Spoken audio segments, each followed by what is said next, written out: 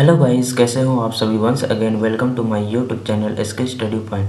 तो आज के वीडियो में हम डिस्कस करने वाले हैं BSc second semester DSC zoology का एक और वेरी इंपॉर्टेंट टॉपिक, जिसका नाम है प्लाज्मा मेम्ब्रेन या कोशिका झिल्ली। तो चलिए स्टार्ट कर लेते हैं आज का एक और very important and easy topic.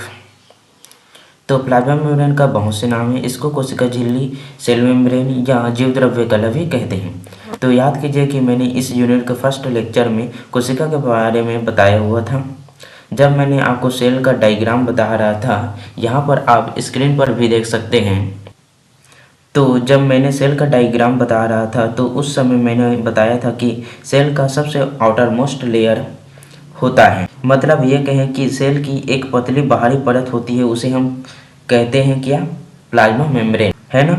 जितने भी लिविंग सेल है ना, उसमें प्लाज्मा मेम्ब्रेन पाया जाता है। ओके, जितने भी जीवित कोशिकाएं हैं उनमें प्लाज्मा मेम्ब्रेन पाया जाता है। जो सेल होता है उसकी बाहरी परत होती है। हमें पता है कि कोशिका के अंदर क्या पाया जाता है, कोशिका द्रव्य पाया जाता है या साइटोप्लाज्म पाया जाता है। और उन साइटोप्लाज्म को, जिसके अंदर बहुत सारे माइटोकॉन्ड्रिया, गाल्गी काय आदि तैरते रहते हैं, उसे कवर करके रखने का काम कौन करते हैं, प्लाज्मा मेम्ब्रेन करते हैं। ठीक है, तो हम ये बोल सकते हैं कि जो सबसे बाहरी परत होती है वह क्या कहलाता है, प्लाज्मा मेम्ब्रेन या फिर जीव द्रव्य कला। ये जो प्लाज्मा मेम्ब्रेन होता है वो सेमी परमेएबल मेम्ब्रेन होता है, या जिसे हम कहते हैं अर्धपारगम्य झिल्ली। तो अर्धपारगम्य झिल्ली मतलब क्या समझते हो। तो सबसे पहले देखो, पारगम्य झिल्ली या पेरिमल मेम्ब्रेन मतलब ऐसा झिल्ली जो सभी प्रकार के अणुओं को आने देते हैं, लेकिन अर्धपारगम्य झिल्ली जो किसी विशेष अणुओं को आने जाने देते हैं और कोशिका की सुरक्षा में इनका महत्वपूर्ण योगदान होता है। इस प्रकार हम इसे सुरक्षात्मक आवरण भी बोल सकते हैं। जो प्लाज्मा मेम्ब्रेन होते हैं वो कोशिका को आकार प्रदान करते हैं, सेल का शेप प्रदान करते हैं। वो कैसे होगा, उसका मेन रिस्पॉन्सिबल किसका होता है, प्लाज्मा मेम्ब्रेन, अर्थात शेप कैसा होगा उसका मेन रिस्पॉन्सिबल प्लाज्मा मेम्ब्रेन के ऊपर होता है। यहाँ तक क्लियर हुआ होगा आप लोगों को। तो ये इंट्रोडक्शन आई होप आप लोगों को समझ आया होगा। तो चलिए हम वीडियो में आगे बढ़ते हैं। चलिए गाइस, हम स्ट्रक्चर देख लेते हैं। प्लाज्मा मेम्ब्रेन बेसिकली दो चीज़ों से मिलकर बना होता है, फास्फोलिपिड एंड प्रोटीन। ये फास्फोलिपिड के बाइलेयर होते हैं, मतलब दो इस तरह से मिलकर बने होते हैं। यहाँ पर देख लीजिए, जो अपर वाले लेयर होते हैं वो पहला फास्फोलिपिड का लेयर होता है जो राउंड राउंड है, और जो दूसरा वाला जो लेयर होता है वह नीचे वाला फास्फोलिपिड का लेयर होता है। तो अगर हम एक फास्फोलिपिड के बारे में बात करें तो ये इस तरह का होता है, जिसमें ये गोल वाला भाग हेड एवं नीचे वाला भाग टेल कहलाता है। यहाँ पर हम लोग ये समझ सकते हैं कि हेड वाला पार्ट्स है वो ऊपर होता है एवं बीच वाला पार्ट्स है वो नीचे होता है, अर्थात टेल नीचे होता है। अर्थात जो फास्फोलिपिड के लेयर होते हैं वो ऊपर एवं नीचे होते हैं और हेड वाले पार्ट्स से बने होते हैं। बीच वाला भाग इनके टेल वाले भाग से बने होते हैं। यहाँ पर यदि हम लोग अगर प्लाज्मा मेम्ब्रेन की बात करें तो ये वाला भाग सेल के अंदर वाला हिस्सा होता है जो नीचे वाला है, अर्थात इस तरफ क्या है, साइटोप्लाज्म है, जो कि कोशिका द्रव्य से अटैच है, मतलब साइटोप्लाज्म से अटैच है। तथा दूसरा वाला हिस्सा कोशिका के बाहरी हिस्सा होता है। ठीक है ना, ये है फास्फोलिपिड का बाइलेयर। बस इतना याद रखिए ना कि प्लाज्मा मेम्ब्रेन है वो ना फास्फोलिपिड के बाइलेयर से बना होता है या दोहरी स्तर से बना होता है। हेड वाला भाग है वो ऊपर एवं नीचे होता है एवं टेल वाला भाग बीच में होता है। आखिर ये हेड एवं टेल वाला भाग क्या होता है, थोड़ा सा हम इसे और डिटेल से समझते हैं। इस डायग्राम में देखिए, सेकेंड वाला जो हेड वाला भाग है वो हाइड्रोफिलिक होता है, जो पोलर एंड होता है, एवं ये वाटर लविंग होता है, अर्थात ये जल में घुलनशील होता है और वाटर लविंग होते हैं, जो कि फास्फेट ग्रुप एवं ग्लिसरॉल से मिलकर बना होता है।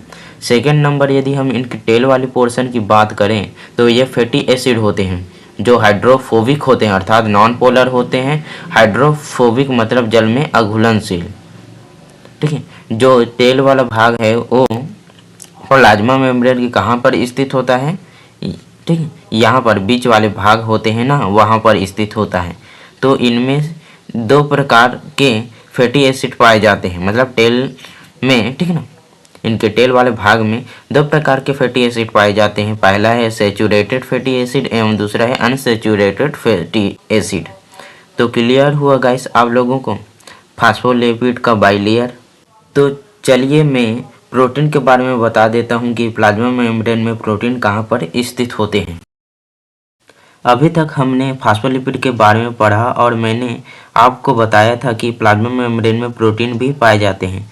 आप ये वाला जो देख रहे हो ना, फास्फोलिपिड के बीच बीच में प्रोटीन प्रेजेंट होते हैं जो कि प्लाज्मा मेम्ब्रेन के ढांचा बनाने में एवं लचीलापन प्रदान करने में काफ़ी हेल्प करते हैं। और बहुत से ऐसे कंपोनेंट होते हैं जो इन प्रोटीन के बीच से होकर सेल में इंटर करते हैं, मतलब कोशिका के अंदर प्रवेश करते हैं। अब प्रोटीन मॉलिक्यूल्स है ये दो प्रकार के होते हैं, पेरिफेरल एवं इंटीग्रल प्रोटीन।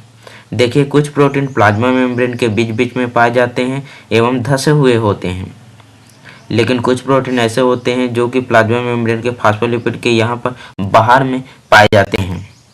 ठीक है, इसमें कुछ मात्रा में कार्बोहाइड्रेट्स भी पाए जाते हैं जो लिपिड के साथ जुड़कर ग्लाइकोलिपिड बनाता है तथा प्रोटीन से जुड़कर ग्लाइकोप्रोटीन्स बनाते हैं। आई थिंक गाइस आप लोगों को प्रोटीन्स के बारे में समझ आया होगा कि प्रोटीन्स कहाँ पर स्थित होता है। चलिए गाइस अब हम झिल्ली की खोज का इतिहास देख लेते हैं। कोशिका झिल्ली को समझाने के लिए वैज्ञानिकों ने समय समय पर कई मॉडल दिए, मतलब इसकी संरचना को समझाने के लिए, जिसमें से पहला मॉडल है लिपिड बाइलेयर मॉडल। ये मॉडल कोशिका झिल्ली की मूल संरचना को समझाने का सबसे महत्वपूर्ण आधार है। तो इसमें लिपिड की दो परत पाई जाती हैं, पहला ये ऊपर वाला और दूसरा ये नीचे वाला। ठीक है, और यह एक सैंडविच की तरह काम करती हैं जहां लिपिड की दो परतें एक दूसरे की, ठीक है ना, आमने सामने व्यवस्थित होते हैं। दोनों लिपिड की परत आमने सामने व्यवस्थित होते हैं। और फास्फोलिपिड अणु की बनावट देखें तो इसमें दो मुख्य भाग होते हैं। पहला है हाइड्रोफिलिक हेड कौन सा वाला है, ये जो राउंड राउंड दिख रहा है वो वाला, और जो बीच में है वो टेल है। ठीक है, मैंने आपको स्ट्रक्चर में भी बताया था, इसलिए आपको मैं थोड़ा शॉर्ट से बता रहा हूँ। ओके, और जल विरागी पुंज मतलब हाइड्रोफोबिक टेल। ठीक है ना। और अब हम आगे देखते हैं इसके बाद सैंडविच मॉडल। ठीक है, ये इसी को बोलते हैं डेनियल डेवसन मॉडल। ठीक है ना। इलेक्ट्रॉन माइक्रोस्कोप के द्वारा अध्ययन करने से ज्ञात हुआ कि प्लाज्मा मेम्ब्रेन एक त्रिस्तरीय संरचना है जो प्रोटीन और फास्फोलिपिड अणुओं की बनी होती है। किसकी बनी होती है? प्रोटीन और फास्फोलिपिड की अणु की। ठीक है ना। इनकी त्रिस्तरीय रचना का मॉडल, ठीक है ना, सबसे पहले किसने दिया? डेनियल तथा डेवसन ने। ठीक है, त्रिस्तरीय संरचना का। और लिपिड बाइलेयर मॉडल तो गॉडल और गेंडेले ने दिया था ही। ओके, इस मॉडल के अनुसार, ठीक है ना, प्लाज्मा मेम्ब्रेन की कुल मोटाई कितनी मानी जाती है? 75 एंगस्ट्रॉम। ओके, और इसे तीन भाग होते हैं। पहला 20 एंगस्ट्रॉम मोटा सघन प्रोटीन का बाहरी स्तर, मतलब ऊपर वाला लेयर, ठीक है, फास्फोलिपिड का। और नीचे वाला भी 20 एंगस्ट्रॉम मोटा सघन प्रोटीन का भीतरी स्तर, मतलब निचला वाला। और बीच का इस स्तर है 35 एंगस्ट्रॉम का फास्फोलिपिड का लेयर। ठीक है ना, ऊपर और नीचे, ठीक है, प्रोटीन का स्तर होता है और बीच वाला है फास्फोलिपिड का स्तर। ठीक है, 35 एंगस्ट्रॉम, कुल मिलाकर 75 एंगस्ट्रॉम होता है। ओके, अब इसके बाद देखते हैं हम यूनिट मेम्ब्रेन मॉडल। ठीक है, इसे किसने दिया था? तो वैज्ञानिक रॉबर्टसन ने दिया था इसे को। ठीक है ना। इसके अनुसार कोशिका के अंदर की सभी झिल्लियाँ, चाहे वह बाहरी प्लाज्मा झिल्ली हो या केंद्रक माइटोकॉन्ड्रिया की झिल्ली हो या किसी और कोशिका की झिल्ली हो, संरचनात्मक रूप से एक जैसी होती है। इसे ही यूनिट मेम्ब्रेन कहा गया रॉबर्टसन के द्वारा। ठीक है, और इस मॉडल के अनुसार झिल्ली की त्रिस्तरीय होती है। ठीक है ना, झिल्ली त्रिस्तरीय होती है जिसकी कुल मोटाई भी लगभग 75 एंगस्ट्रॉम होती है।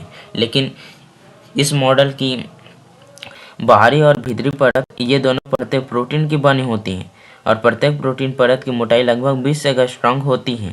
ठीक है, और मध्य परत होती है वो फास्फोलिपिड की बनी होती है, इसकी मोटाई 35 एंगस्ट्रॉम होती है। ओके, और इस, ठीक है, मॉडल की मुख्य विशेषता क्या है कि इस मॉडल में यहाँ बताया गया है कि जैविक झिल्लियाँ एक ही मूल रासायनिक और भौतिक ढांचे पर आधारित होती हैं। अब इसके बाद देखते हैं फ्लूइड मोज़ेक मॉडल, ठीक है ना। इसे 1972 में निकोलसन और सेंगर ने दिया था। इसे ही सर्वमान्य माना गया और यहाँ सबसे आधुनिक मॉडल है। इसे 1972 में दिए गए थे। आपको स्ट्रक्चर में बताया है वही है, ओके। फिर भी मैं अभी आपको बता देता हूँ। फास्फोलिपिड का बाइलेयर होता है इसमें, ठीक है ना, ये ऊपर वाला और नीचे वाला, ठीक है। फिर प्रोटीन होता है, बीच बीच में धसे हुए होते हैं और एक बाहर में होता है, ठीक है ना। और कार्बोहाइड्रेट भी पाए जाते हैं जो लिपिड से मिलकर ग्लाइकोलिपिड बनाते हैं और प्रोटीन से मिलकर ग्लाइकोप्रोटीन बनाते हैं। कोलेस्ट्रॉल होता है, यहाँ लिपिड अणु के बीच में होता है कोलेस्ट्रॉल है और झिल्ली की स्थिरता और लचीलापन प्रदान करता है, ओके, ताकि वहाँ बहुत अधिक ठोस ना हो जाए, ओके। अब इसके बाद हम देख लेते हैं आगे। चलिए गाइस, अब हम इसके बाद देख लेते हैं प्लाज्मा मेम्ब्रेन का रासायनिक संगठन अर्थात chemical composition of plasma membrane.